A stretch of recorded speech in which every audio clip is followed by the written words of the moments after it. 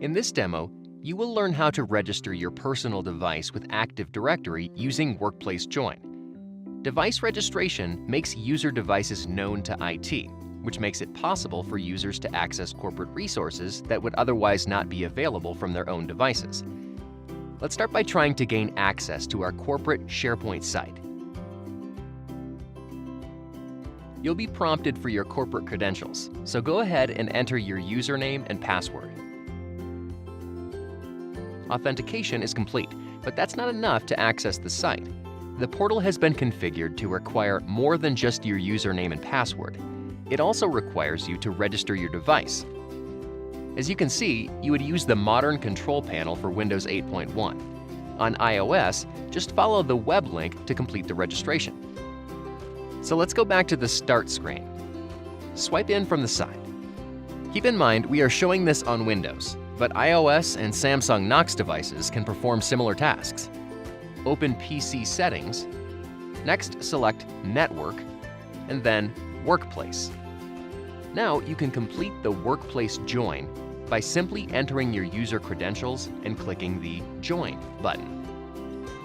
The device will then communicate back to the corporate network and prompt you for credentials in order to complete the registration process.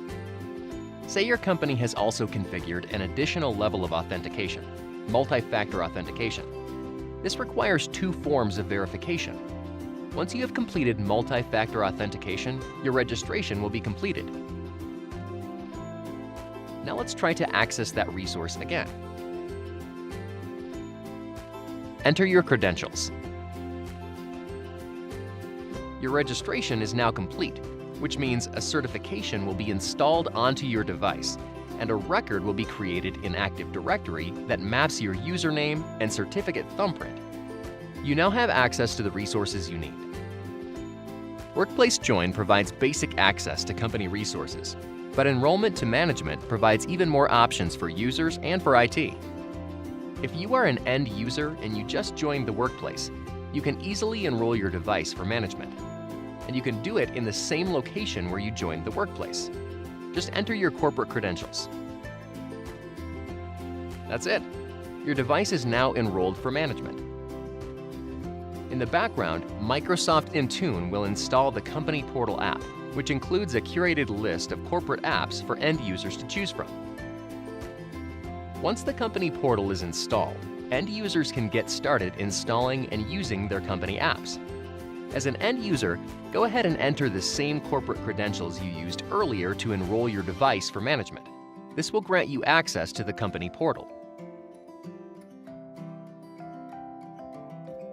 Here, you can see all the apps the IT department has made available to end users. End users can choose what apps they want to install.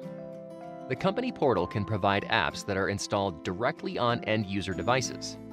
It can also provide deep links to apps in public app stores and links to web apps. In the Company Portal, you can see the catalog of all the IT-managed apps and what devices you've enabled as an end user, like this iPad. As an end user, you can even take action against that device.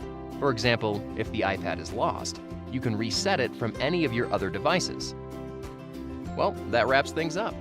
To see what else the Enterprise Mobility Suite can do, check out the rest of the videos in this series.